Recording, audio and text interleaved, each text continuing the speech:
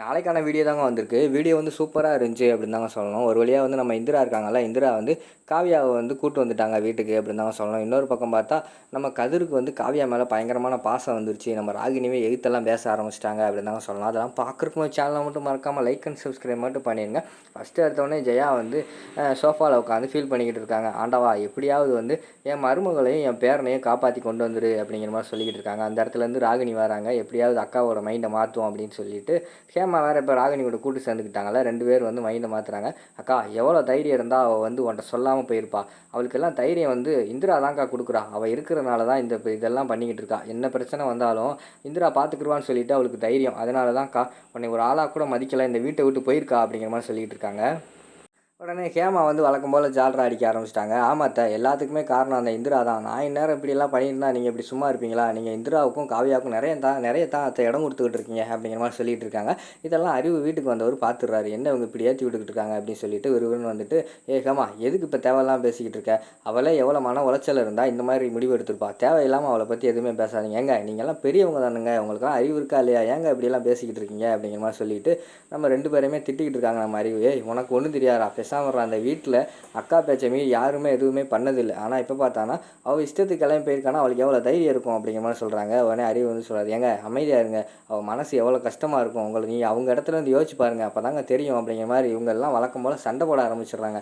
உடனே ஜெயாவுக்கு வந்து பயங்கரமான கோவம் வந்தது. கொஞ்சம் நேரம் 3 பேரும் அமைதியாக இருக்கீங்களா, நான் இப்போ தனியாக இருக்கணும், இந்த பிரச்சனையை பற்றி யாருமே எதுவுமே பேச வேண்டாம், அதில் இந்த இடத்த விட்டு நீங்கள் கிளம்புங்க அப்படிங்கிற மாதிரி சொல்லிடுறாங்க. சரின்னு சொல்லிட்டு நம்ம ஹேமாவும் ராகினி வந்து கிளம்பி போயிடுறாங்க. அடுத்து வெற்றி வந்து அம்மா அப்படின்னு ஏதோ பேச வராங்க. வெற்றி ப்ளீஸ்ரா என்னை கொஞ்சம் தனியாக விட்றா அப்படிங்கிற மாதிரி சொல்கிறாங்க. சரிம்மான்னு சொல்லிட்டு அவங்களும் போயிடுறாங்க. அடுத்து அங்கிட்டு பார்த்தா நம்ம இவர் வேறு தேடிக்கிட்டு இருக்காரு. நம்ம கதிர் பயங்கரமாக தேடிக்கிட்டு இருக்காரு. பார்த்தீங்களான்னு ஃபோட்டோ காட்டிலாம் தேடிக்கிட்டு இருக்காங்க. அப்போ நம்ம ராகினி இருக்காங்களே, ராகினி வந்து கதிருக்கு வந்து கால் பண்ணுறாங்க. சித்தி நான் வந்து பிறகு பேசுகிறேன், முக்கியமான வேலையாக இருக்கேன் அப்படிங்கிற மாதிரி சொன்னோம். டேய் என்னடா அவன் பண்டாடி தேடிக்கிட்டு இருக்கியா அப்படிங்கிற மாதிரி கேட்காங்க. ஆமாம் சித்தி அப்படிங்கிற மாதிரி சொன்ன உடனேயும், டேய் என்னடா நீயே அவங்க 2 பேர் தொலைஞ்சு போனால் சந்தோஷம், எப்படியாவது அவங்கள ஒழிச்சு கட்டிடணும்னு சொல்லிட்டாங்களா நீ நினச்சிக்கிட்டு இருந்தா, இப்போ அவங்களே போயிட்டாங்க, பேசாமல் விட்டுறா அப்படிங்கிற மாதிரி சொல்கிறாங்க.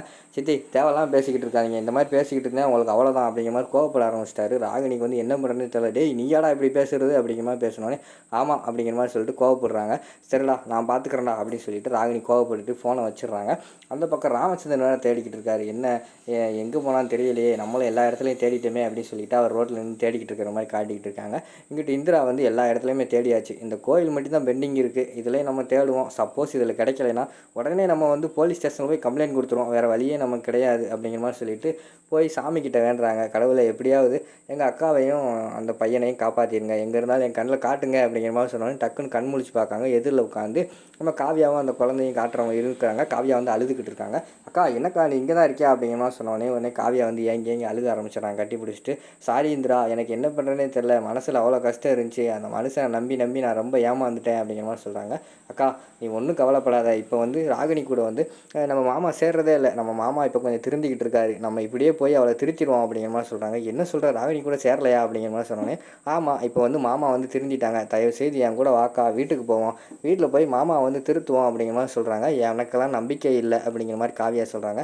அக்கா என்னையை நம்ப மாட்டியா, என்னை நம்புக்கா, நான் கேரண்டிக்கா, மாமா வந்து நல்லா திருத்தி உன்ட்ட கொடுக்குறது என்னோட பொறுப்பு அப்படிங்கிற மாதிரி வந்து இந்திரா வந்து சொல்கிறாங்க.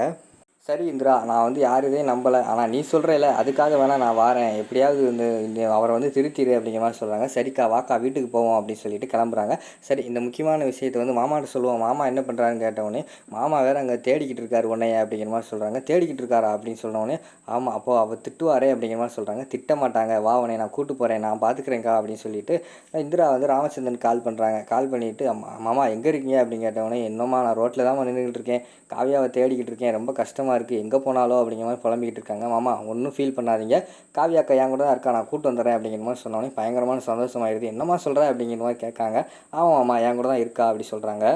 கதிர் மாமா எங்கன்னு கேட்டவொடனே, அவன் ஒரு பக்கம் தேடிக்கிட்டு இருக்கான், வெற்றி ஒரு பக்கம் தேடிக்கிட்டு இருக்கான் அப்படின்னு சொல்கிறாங்க. யாரையுமே தேட வேண்டாம்னு சொல்லிடுங்க, நான் கொஞ்சம் நேரத்தில் வந்து காவியா அக்கா வந்து வீட்டுக்கு கூப்பிட்டு வந்துடுறேன், அத்தைக்கிட்டே சொல்லிடுங்க, எல்லாத்தையுமே சொல்லிடுங்க அப்படின்னு சொல்லிடுறாங்க. சரின்னு சொல்லிட்டு அவங்க அந்த இடத்துல கிளம்பிடுறாங்க. நம்ம காவியாவும் இந்திராவும் கிளம்பிடுறாங்க. வீட்டிலலாம் மீட்டிங் போட்டுக்கிட்டு இருக்காங்க. வந்தவொடனே அவளை வீட்டுக்குள்ளேயே விடக்கூடாதுக்கா, அவளை அங்கேயே வச்சு அனுப்பி வச்சிடணும் அப்படிங்கிற மாதிரி ராகினி சொல்லிக்கிட்டு இருக்காங்க.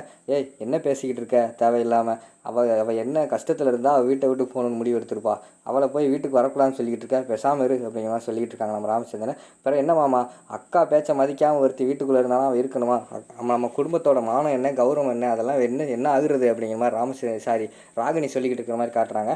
நீ பேசாமல் இரு, அவளுக்கு எவ்வளோ கஷ்டம் இருந்தால் அப்படி பண்ணியிருப்பா, உனக்கு நீ அவள் இடத்துல இருந்து யோசிச்சுப்பாரு, நீ அவள் இடத்துல இருந்தால் நீ இப்படி தான் இருந்திருப்பியா எனக்கு என்னன்ட்டு அப்படிங்கிற மாதிரி சொல்லி நம்ம ராமச்சந்திரன் திட்டிக்கிட்டு இருக்காங்க. அடுத்து வந்து ராமச்சந்திரன் வந்து ஜெயா கிட்ட சொல்லிடுறாங்க, அவள் வந்தவொடனே எதுவுமே பேச வேண்டாம், பிறகு பேசிக்கிறோம், அமைதியாக இரு அப்படின்னு சொன்னோடனே அவங்களும் சரின்னு சொல்லிடுறாங்க. அக்கா நான் இதை சும்மா விட மாட்டேன், டேய் கதிர் வந்தவொடனே உன் பொண்டாட்டி இப்போ என்னென்னு கேள்றா அப்படிங்கிற மாதிரி சொல்கிறாங்க. அந்த நேரத்தில் வந்து இந்திரா வந்து காவியாவை கூப்பிட்டு வந்துடுறாங்க. வாக்கா நான் பார்த்துக்கிறேன் அப்படின்னு சொல்லிட்டு கூப்பிட்டு வராங்க. 2 பேர் நின்றுக்கிட்டு இருக்காங்க. ராமச்சந்திரன் வந்து அம்மாடி காவியா என்னம்மா வாமா உள்ள வாமா அப்படின்னு கூப்பிட்றாங்க. அந்த இடத்துல நின்றுக்கிட்டு இருக்காங்க. டேய் கதிர் பாடுறா உன் பொண்டாட்டி வந்திருக்கா, அவட்ட போய் என்னென்னு கேள்றா அப்படின்னு சொல்லிட்டு நம்ம ராகினி வந்து ஏற்றி விட்றாங்க. விறுவிறுன்னு போய் கதிர் வந்து அப்படியே பல்ட்டி அடிச்சிடுறாரு. என்னை மன்னிச்சிருக்காவியா அப்படின்னு சொல்லிட்டு கையை பிடிச்சி கெஞ்சிறாரு. எங்க கையை விடுங்க அப்படின்னு சொல்லி உதவி விட்டுறாங்க. அவருக்கு வந்து ஒரு மாதிரி ஆயிடுது. மாமா கொஞ்சம் பொறுமையாக இருங்க, காவியாக்கா வந்து டிஸ்டர்பாக இருக்கா, பிறகு பேசிக்கிறோம் அப்படின்னு சொன்னோடனே அவங்க அமைதியாகிடுறாங்க. அடுத்து நம்ம இவங்க இருக்காங்கல்ல, ஜெயா வந்து வீட்டுக்குள்ளே வாமா காவியா, வீட்டுக்குள்ளே வாங்க எல்லாரும் அப்படின்னு சொல்லிட்டு வீட்டுக்குள்ளே வராங்க. எல்லாருமே வீட்டுக்குள்ளே வர மாதிரி காட்டிக்கிட்டு இருக்காங்க. அதோட பார்த்தீங்கன்னா அந்த எபிசோட வந்து முடிச்சிடுறாங்க.